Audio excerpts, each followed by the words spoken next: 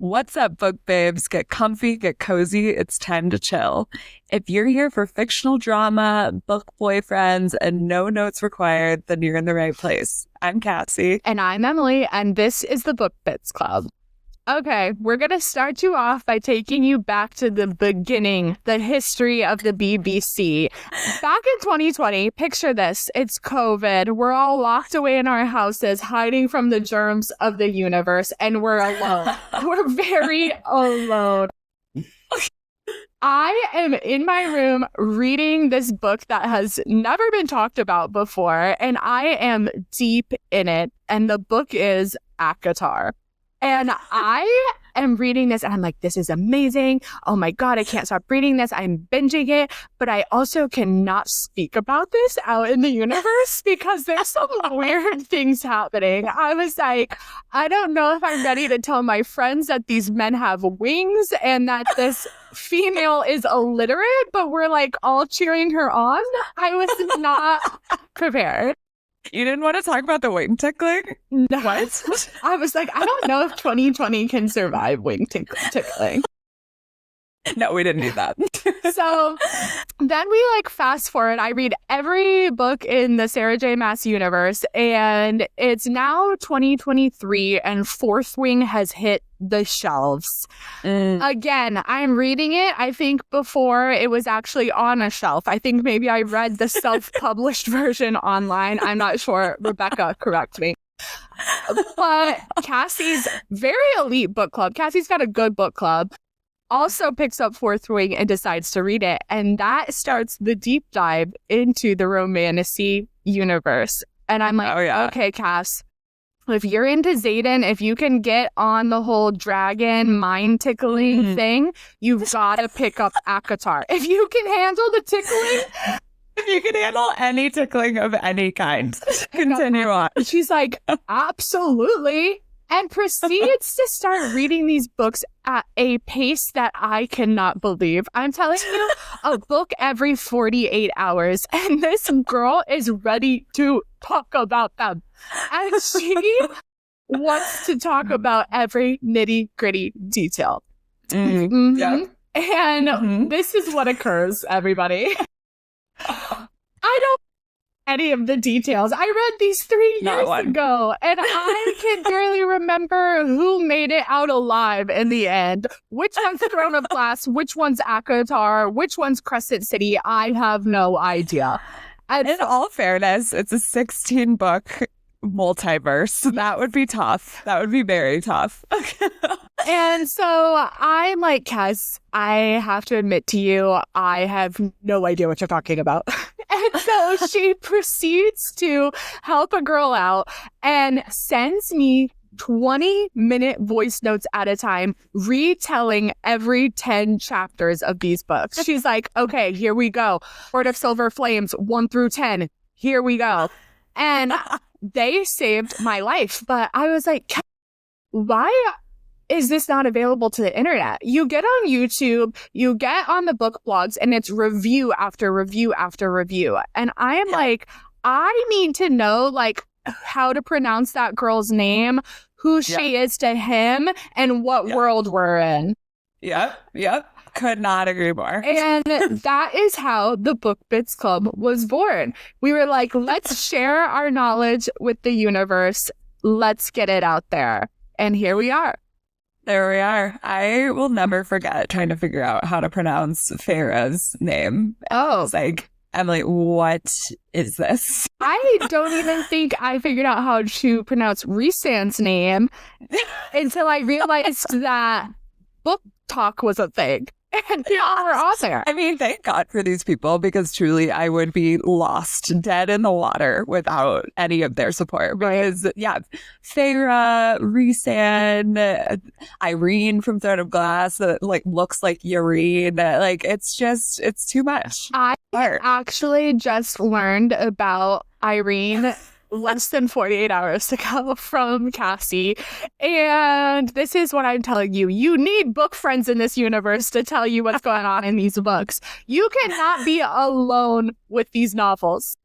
We are here for you. The Book Bits Club has your back, and we're going to pass on this friendship and this knowledge to you. Exactly. So we should also probably acknowledge that we are fully aware that this is not the world's first book podcast. Okay. We are fully aware that there are literally thousands of other options out there for you at this point. And we're about 7 years late to the game. We're about 7 years late to the game. We should probably also level set on what you can expect from this podcast as well, because again, there's a million podcasts out there. There's something different about every single one of them.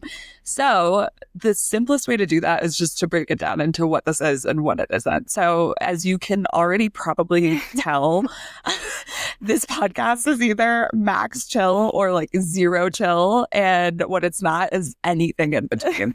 It is cozy, it's comfy, it's not pen and pencil and paper where you have to take any sort of notes.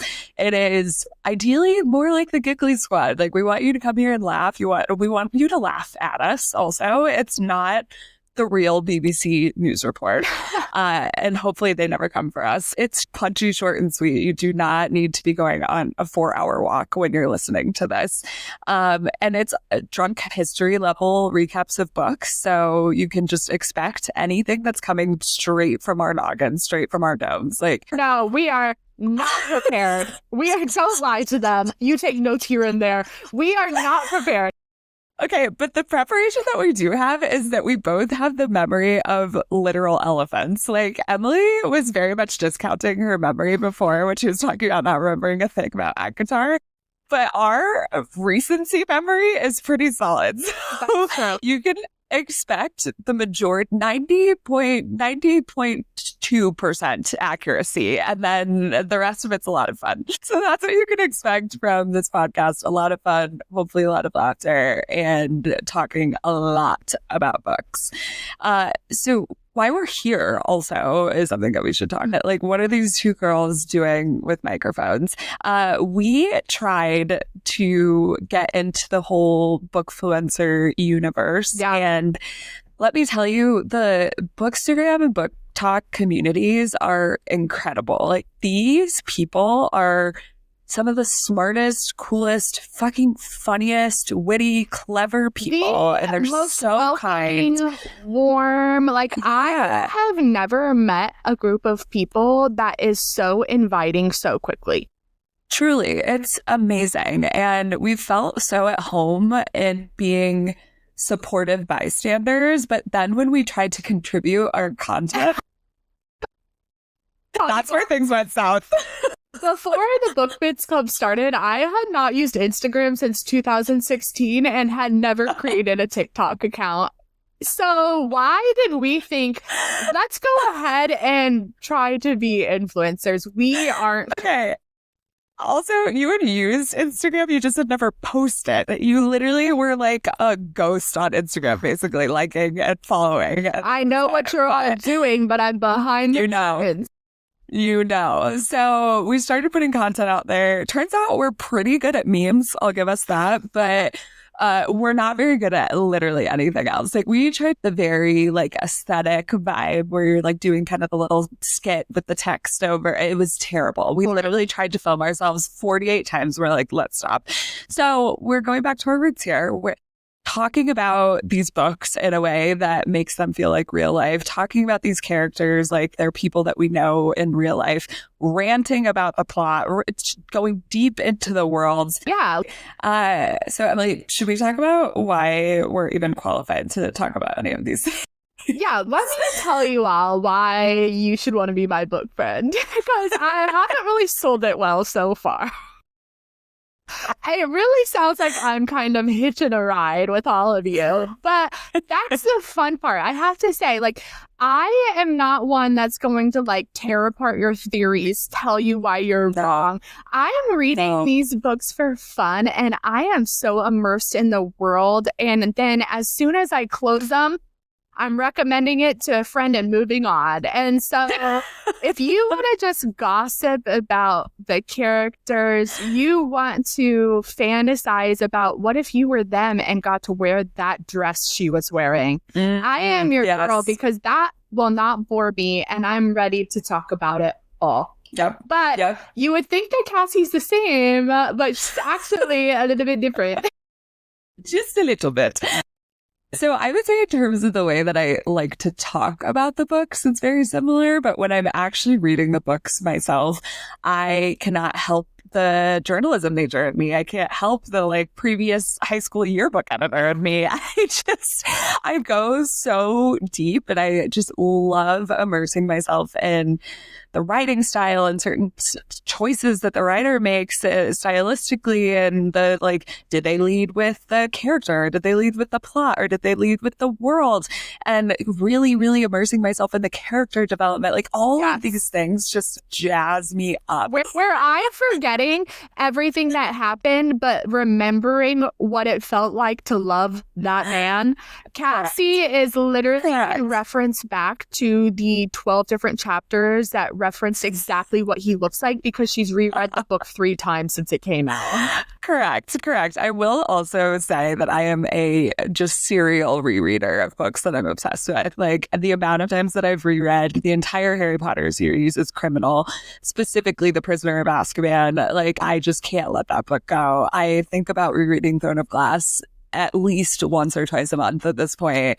So Onyx Storm came out. I literally reread it at January 26th. Finished. So yeah, and you know what's funny? Emily is the opposite. Tell them, Emily, about your preferences. Never reread a book that I have read before. Actually, that's a lie. I have reread one book, and the ladies are gonna love it.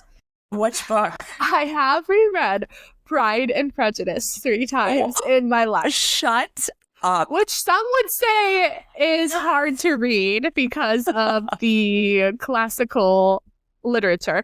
But I will not pass up Pride and Prejudice in different times of my life. In different times of your life, you know, you're connecting with Elizabeth Bennet. Mr. Darcy is somebody new to you. And so that is the only book I've ever reread.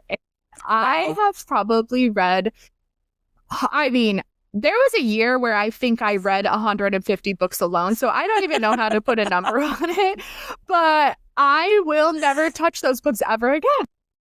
You know why she can't put a number on it? Because she does not keep a Goodreads. She literally has no idea how many books she's read because she does not keep a tally. I am addicted to keeping a tally of how many books that I have read. So there you go. A lot of secrets in this robe. Those of you that are listening, Emily is wearing a robe that I got her 3 years ago. That's what we're about. Cozy vibes, y'all. That's okay. Okay, so what are we even going to be talking about? Let me tell you what we're going to talk about. So the BBC, again, was born from these book summaries. We needed to know what was going on.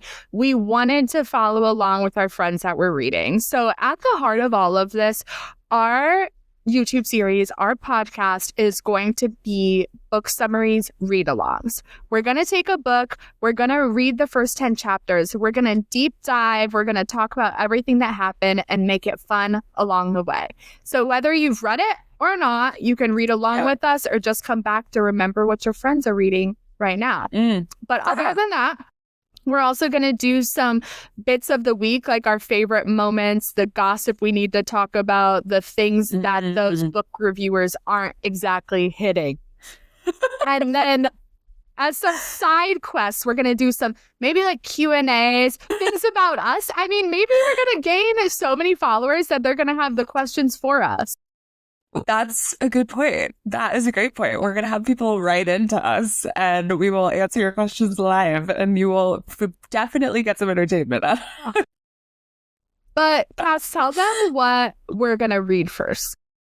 So we're going to start out with Emily Henry's Great Big Beautiful Life. And the reason for that is that we started out the year, the first few months of the year, just deep in a romantasy hole. Onyx Storm came out in January. So obviously we were rereading Fourth Wing, rereading Iron Flame, going deep into the Empyrean series. Oh, God. And then I'm telling you, I am actually exhausted from how much work it takes to be part of this fandom. It is a lot of work, and it's honestly my favorite work. Like, I finish those books and I just immediately go to Reddit and I sit on Reddit for like hours looking at all the fan theories. It's just the best. So we were deep into that hole for the first few months of the year. We kept reading Romantasy after, obviously, because we're literally addicted to it. And I think we realized that we needed a little bit of a palate cleanser. I think, and at our core, we're definitely Romantasy readers, fantasy readers, but we are also mood readers, and we'll kind of read wherever the wind takes us. And right now it's spring. It's about to be summer. We need some beach reads. We need some vacation reads. Ooh. And what is better for that than a nice little romance, an Emily Henry romance? I heard that tee up a little beach reads, a funny read story. It's the journalism in it all. Thank you for acknowledging that. Start out with Great Big Beautiful Life. You guys will read it along with us. You'll get our raw reactions, our theories about what is going on, because this book is very different from all of the other Emily Henry books. And we know that your book clubs are all reading this right now, 100%. And if you're not, you should. And you should recommend it to your book clubs. And we know also you're busy. The sun's out. You're outside again. You're not reading this book as fast as you should be. So come watch our videos to know what's going on before you get kicked out of your own book club. Yep. Or listen in and be able to gush about what the heck is going on in this book. But after this, we probably will continue down our romance rabbit hole realistically, because we know ourselves. But who knows? We could get into other genres. We really love sci-fi. We love mystery. We are obviously obsessed with fantasy and romantasy. So who knows? Our wind could take us back there. Yep. Always. Or Sarah J. Maas finally coming out of her crypt to tell us Sarah, what it is. Where are you? Has the missing persons report been filed? Someone tell me. Her husband doesn't For the care love of God. Obviously. So yeah, what you can expect is something new and fresh every few months, every month, whatever. We'll see how it goes. But what you can definitely expect is us to be talking about, covering, reading the books that are top of mind, not just on the internet, but ideally with your book club or whatever you're just seeing on shelf when you're going to Barnes & Noble probably once a week. Sponsor us. Right. So yeah, that is what you can expect from us. I think we're going to stop ranting now, because if you guys let us just talk for too long, it's just going to get weird. So meet us here, same time, same place, next Sunday. Bring your blanket, bring your book boyfriends, and we'll see you then. See